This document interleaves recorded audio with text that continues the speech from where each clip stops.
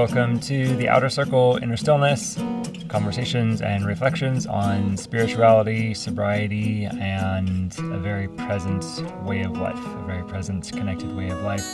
I'm Rhys. I'm a counselor here in the wilds of Gresham, Oregon on a cold wintry day in early February. And today I want to talk a bit about seasons of spirituality and of sobriety. And so some context for that is we are coming up on Lent, Great Lent, as commemorated in the Orthodox Christian Church. Our Catholic brethren also have a really robust tradition around this season, and there are some evangelical and Protestant communities and individuals who have also endeavored to make this a really meaningful time of the year. So what is Lent, and what does that have to do with sobriety?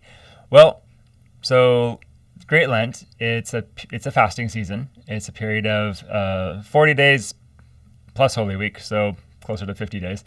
That culminates in Great Pascha, and that's our correlate to Easter. We commemorate the resurrected Christ on that day.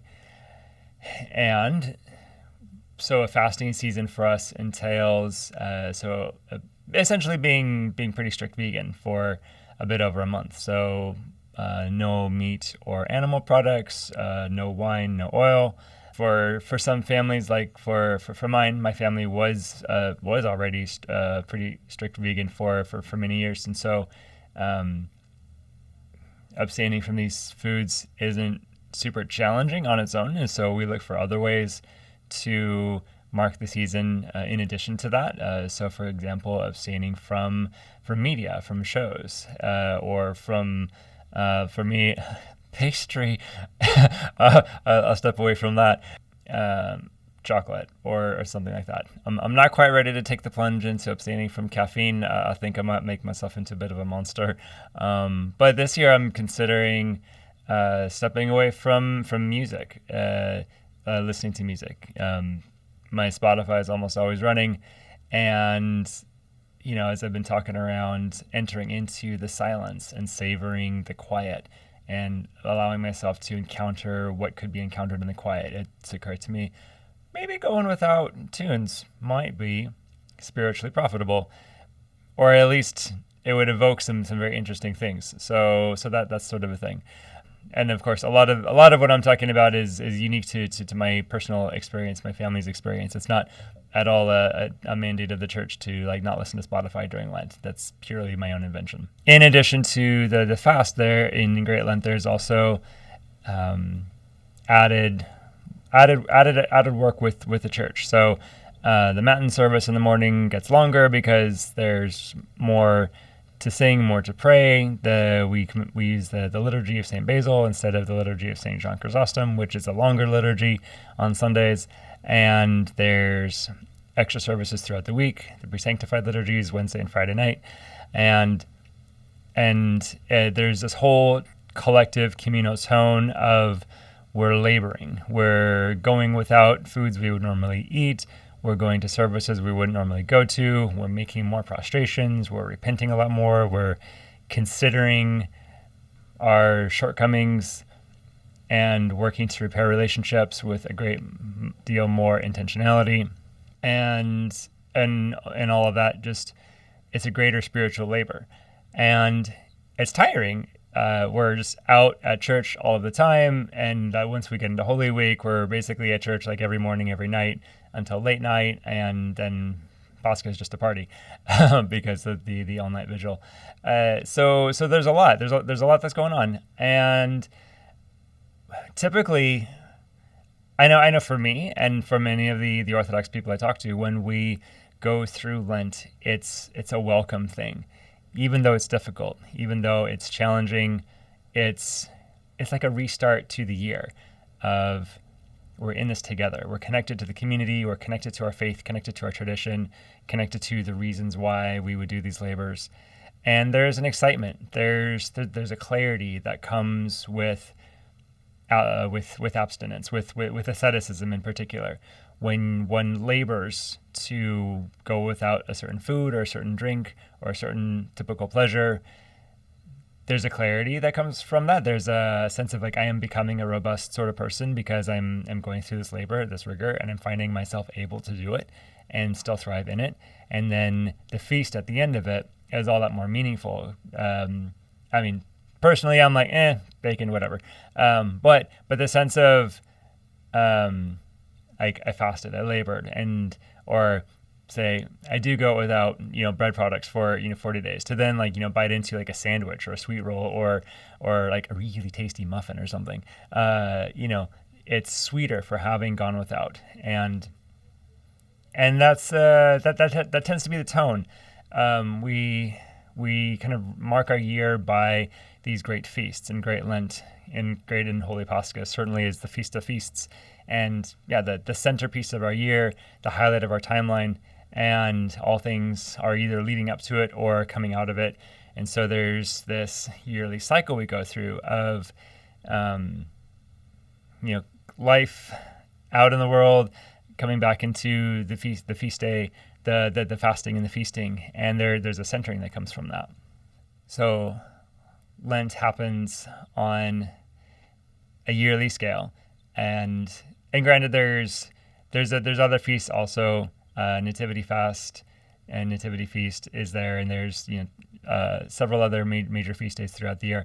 But the same sort of phenomenon also happens, I've discovered, on a weekly basis. So for me, my family has made a tradition of attending Great Vespers every Saturday evening, and it's an evening prayer service, and kind of a short, like not even an hour all of the time. But there's some prayers, there's some hymns, and what I often experience is I've just come out of a really long week. I'm really tired. I've been running, and just caught up in my head, caught up in work, caught up in projects, caught up in family conflicts, and there's this ritual of I have to clean myself up late on a Saturday. We rush through dinner. We drive a long way to church, and there's this feeling of like, where I rush to slow down, and it's this.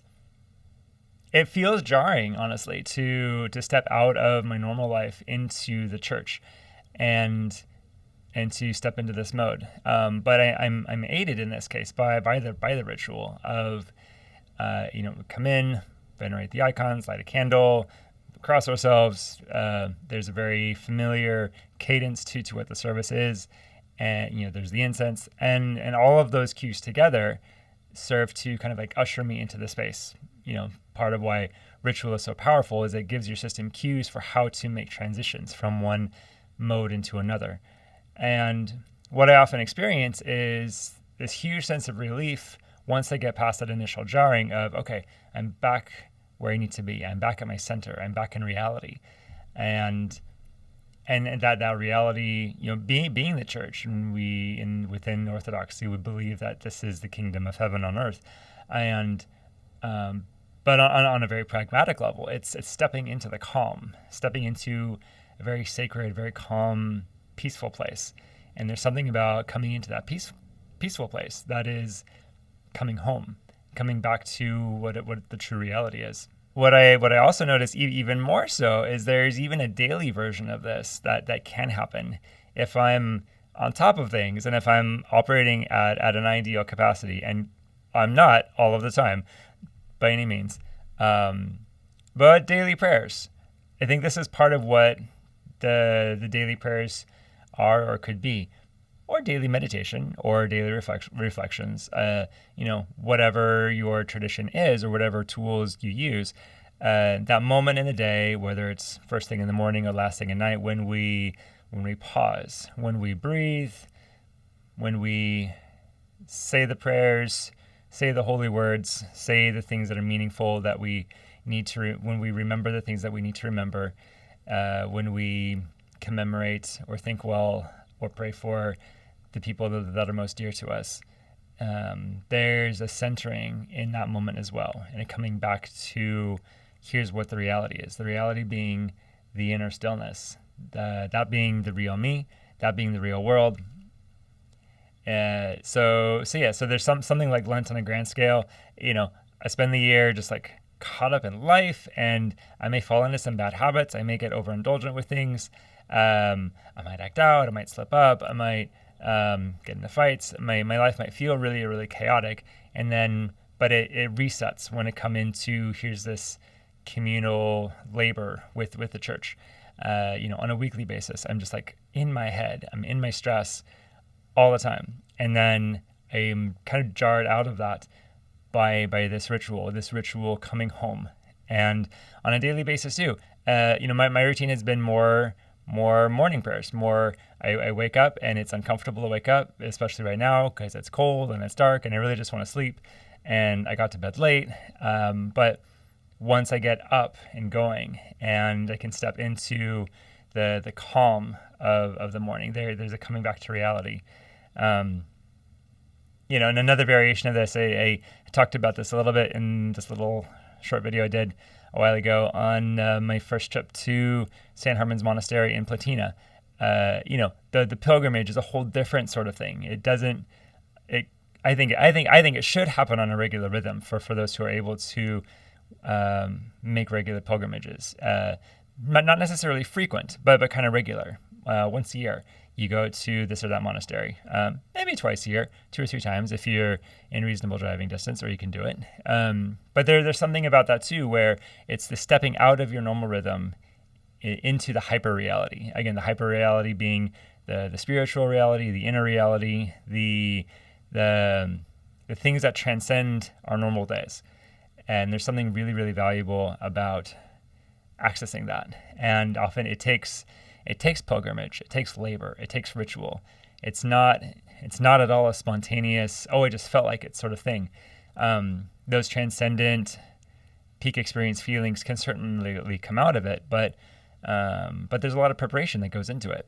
It takes planning and prep to schedule time to take a road trip to go spend 3 days at a monastery. It takes planning to save up for it, to pack food, to set your mind in a right spot, to be ready to really make use of it once you get there. And so what I'm finding is that life is made up of these seasons. Certainly the spiritual life, and I would imagine the sobriety life as well. There will be seasons when things just feel a little easier and a little more stable, a little more clear. And there will be seasons that feel more murky and more uncertain or more chaotic, or where it's not coming so naturally, or my heart's just not in it, whatever that means. I think this describes a lot of reality: spiritual life, sobriety life, family life, married life. They're seasons, they're cycles, and we would be wise to recognize that whatever our current state is, it's not a permanent one. Whatever our current emotional state is, whatever our current mental state is, it's not permanent. If it's really good, really clear, really strong, that's great. We should be cautious and wise and humble and recognize something will probably come up to dislodge that at some point. If we're feeling in the depths of despair, in the dark night of the soul, the valley of the shadow of death, we should also remember that this is also not permanent. There will inevitably be an emergence from that, a resurrection, a rebirth. Again, not accidental. It takes work, it takes labor, it takes intentionality, but that sort of thing is very possible. And so one piece of wisdom would be to just recognize that seasons happen, that our current state is not a permanent one. Another piece of wisdom would be to track that and to kind of recognize what that is. In the Orthodox Church, certainly we have the church calendar that kind of lays out, here's what the seasons are. It's written out there really linearly, which is nice. In other areas of life, it's not as clear. In taken in the sobriety world, you're thinking through my acting out, acting in cycle. That's not as clear all of the time, but that would be a really good task to map that out and to kind of get a sense for, well, when in the day, when in the week, when in the year, when in the season, am I more likely to feel tempted or to feel vulnerable or to feel isolated or to feel hungry, horny, angry, lonely, tired? And then having a sense of that, there now becomes the opportunity to make preparations, to seek support, to get resources, to know when do I need to lean into my disciplines a little harder, when do I need to be more strict with myself, when is it all right to relax some, to enjoy some things, to be a little bit more free and spontaneous. There's another conversation entirely around how strict, how loose should I be with my process, with my asceticism, with my sobriety, and a lot of considerations to consider there. But there's a way where that can be kind of a rhythm, a breathing in, breathing out. I loosen up some, I tighten up some. Most of us are not going to sustain a really strict vegan, no media, no chocolate, no caffeine lifestyle for very long. A couple of us might have that calling and can do it really well. Most of us are not going to live in that mode that strictly all of the time. Most of us can do that, can be that strict for periods of time. But there, again, most of us have to factor in, there will also be the cycling of, I have to also relax that at some point, and then, but not relax too much, not indulge too much, and then still come back to that strictness at some point. So that's kind of the flavor to recognize with these seasons. An even further variation of this season is the idea of crisis or emergency, the things that we can't plan for, like I got sick, or somebody in my family died, or my car got stolen. That actually happened to me a couple months ago. Fun story. I'm still waiting to hear the end of it. But there's these things, these unexpected things that happen, and what will we do? How will we respond to those well? And my sense from observing my life and others' lives is that the way you respond to crisis is like a diminished form of how you respond to your normal life. So, and this is where having your disciplines becomes really important. Say your normal discipline is every day you do 100 push-ups. Plan for, well, when you're in crisis or when you're sick or when you're in a really heightened state of things, plan on doing 10, and really plan on like being like your normal routine being diminished like 90%. You're being taxed in a whole different way, and so it becomes important to say, I need to have already been exercising. I need to have already been journaling, reflecting, praying, fasting, reaching out to people. Crisis times are not a good time to suddenly conjure a new habit or start a new discipline or suddenly find an undiscovered reservoir of strength. Kind of, sort of. I mean, when we look at like the hero's journey and what happens in the dark night of the soul, there's some marvelous things that happen. Although even then, though, I mean, I'm now branching into literature. Our hero, our heroine ends up in the dark night of the soul, and it seems like all is lost. And then, there's this moment where they come out of the ashes and everything, and turn the tides of everything. That's also preceded by like a training montage or like a lot of other labor and a lot of other growth. So they don't enter the dark night of the soul or the valley of the shadow of death with no resources or no training or no discipline or no strength.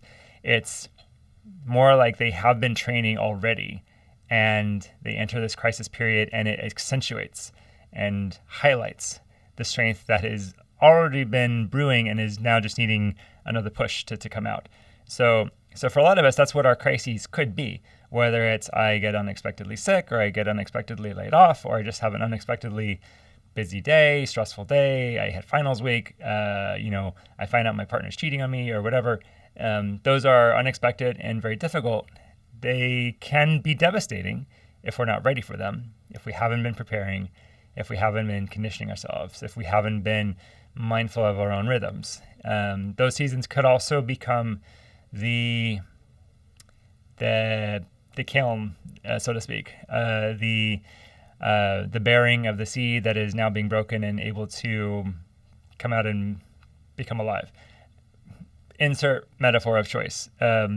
There's marvelous growth that happens through devastation and suffering.